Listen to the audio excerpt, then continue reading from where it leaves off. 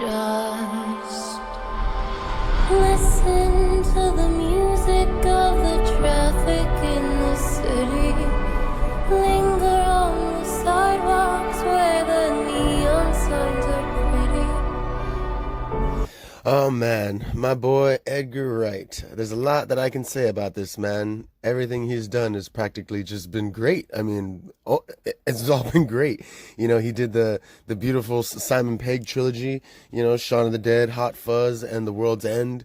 He just recently did Baby Driver and that badass Sparks documentary. I mean, I like Sparks, the band, so it's pretty fucking cool that someone did a documentary on their greatness. I forget that he fucking did Scott Pilgrim versus the World. I mean, this guy's pretty ridiculous. And now seeing his last film that he's doing, or not his last film, but his next film, Last Night in Soho. Man, this guy has like full range. I give him my humblest gratitude to stepping out into the unknown and making a fantastic, absolutely fantastic film. Last Night in Soho was so much fun. It was visually entertaining. It was just all around fantastic. The soundtrack, holy shit. All 60s love. Peter and Gordon, Dusty Springs, Cela Black. Oh my gosh, so cool. The Kinks. I mean, it was pretty badass. I mean, it was just so cool. It was a very, very, I think, precious film. Yeah, it was a little bit all over the place, and it took a bit to, like, as you're getting into it, you're like, what the hell is going on? But for the most part, I really, really enjoyed it. I've enjoyed all of his movies. When you see just what he's done, it's like, yes, I enjoy this guy. He even helped write the first Ant-Man movie, so that's cool. He even helped bring an MCU character in. I mean, this guy's done pretty well for himself. I mean, gosh, and the cinematography is just amazing, and all the way he makes, like, the angles work for the mirror, all the mirrored effects. I mean, the climax is even, like, the way everything looks is just different. It was just good.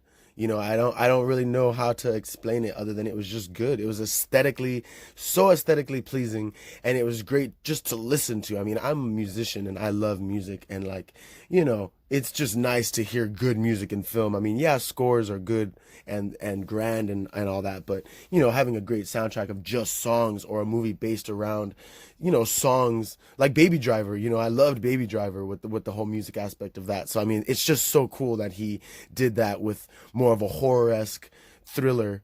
I mean, this movie was totally not, I was not expecting the twist that happens, so I give him full props, because god damn, it was good. But so if you don't want to hear any more, I'll definitely be spoiling it now, or I'll just pretty much try to break down the plot. I'm trying to get better at this, so just forgive me. But if you don't want the spoilers, you can go ahead and dip out. So Last Night in Soho follows Eloise. She lives in the countryside, and she has big dreams of being a fashion designer in the big city. So she's from, I guess they would say, North London. She's trying to head to South London to make it big. And apparently she has, this gift. She's got, I guess you would say, like a sixth sense going on, where she can see things, see visions, or see people and see things, right? And I love the way this film plays with that. That's okay. Sometimes it sucks, and then sometimes it's actually really good. That you can do that. So I mean, I guess that's usually how it works, but it pretty much follows her going to London to become a fashion designer. And when she gets there, it's obviously not what she expected. Obviously the big city is a lot to take in, and her roommates and the people that she goes to school with and that she's supposed to be bunking with in her dorm are just bitches. They're just fucked up. So she's like, I don't want to live here anymore, so she moves. While obviously she's still in London going to school, but she gets her own. She figures she would just get her own room, rent a room, and just be able to be by herself. So she gets this room with this old lady, and the old lady lets her, like, rent out the top room or whatever, and she's all happy. It's all like 60s themed, and that's like her whole thing, and she loves the 60s.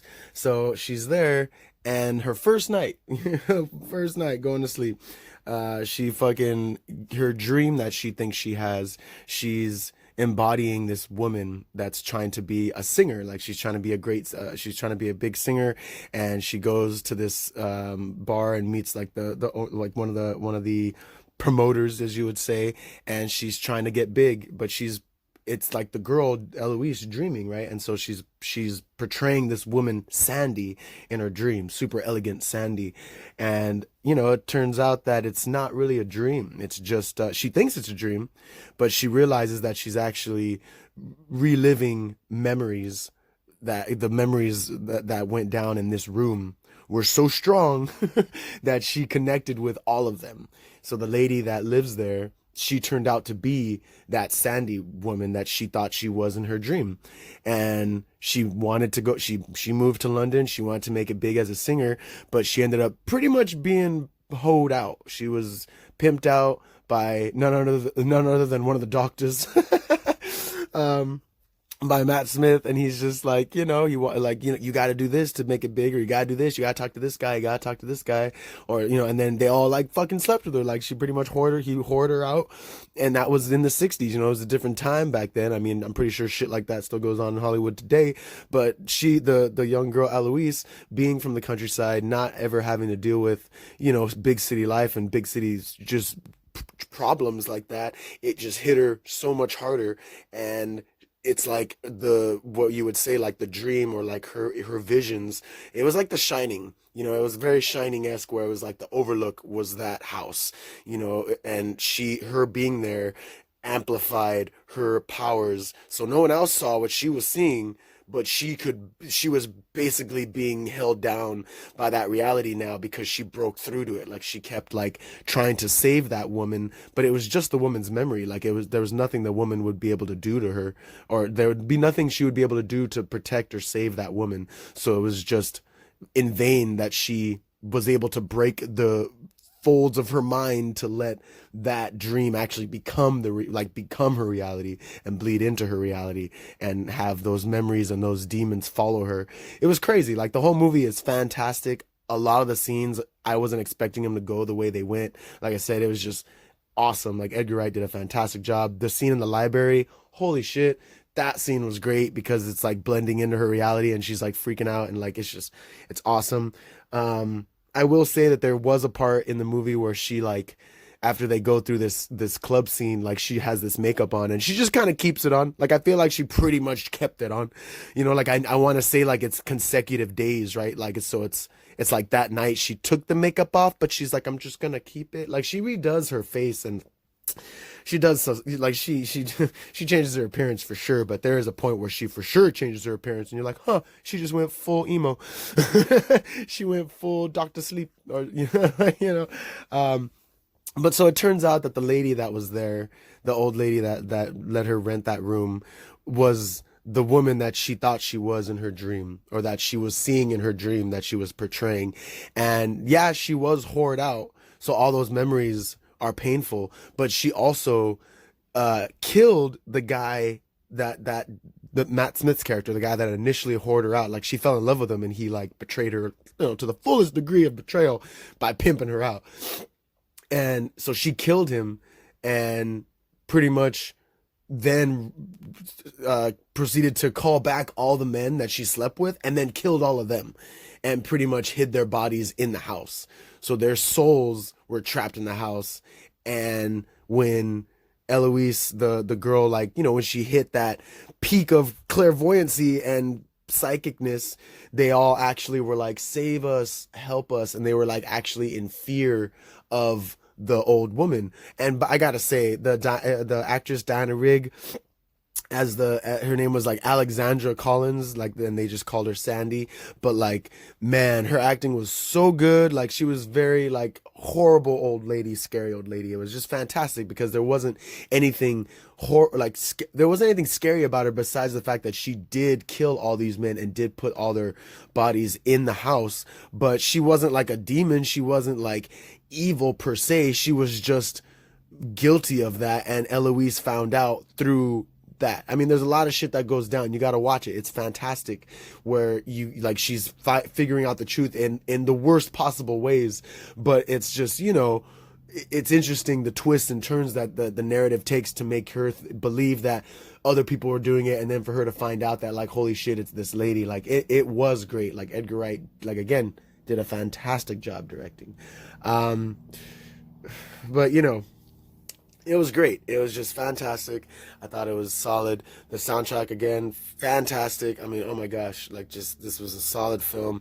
And of course, at the end, I mean, I will say it all kind of burns up, and that's kind of what releases the spirits, you know. But it's like she still does have this ability to talk to spirits, but I guess it's just like that house was too much. Like that house was literally a monster house. It was literally the Overlook.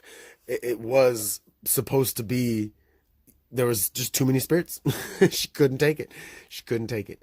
But it was fantastic. I really enjoyed it. It was a breath of fresh air for sure.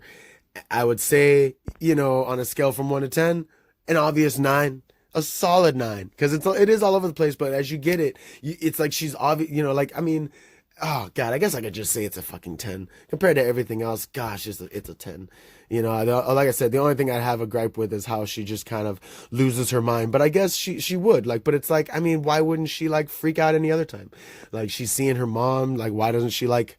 I mean, I don't know. Like you know, like I don't know. She goes to the cops and sounds like a crazy person. Like, you know, there's a couple tropes in it that are like, all right, like everybody does that, so like fine.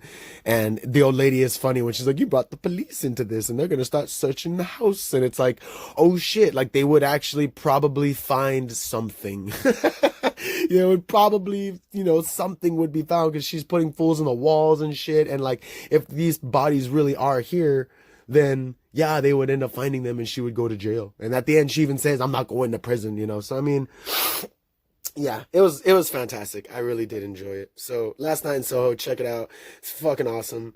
And just congrats, Edgar Wright. Congrats. I feel like if Simon Pegg was in this movie, it probably would have, I don't know, or maybe Nick Frost could have been in it, but if one of them would have been in it, I guess it would have been too cheesy. So I'm glad that it was just very fresh. I'm glad he did a fresh film. Congrats, Edgar. Congrats. Thank you guys, and y'all have a fantastic Halloween. It's tomorrow, so you know, happy fucking Halloween. Woo! Hope y'all have fantastic costumes and go out and do some fun stuff. I'll definitely be having some fun. But I just wanted to share this with you because y'all need to see it. So if you don't want to go out or do anything, or there's nothing to do in your city or anything fun, or if you don't want to go trick-or-treating, definitely go to the movies and watch Last Night in Soho.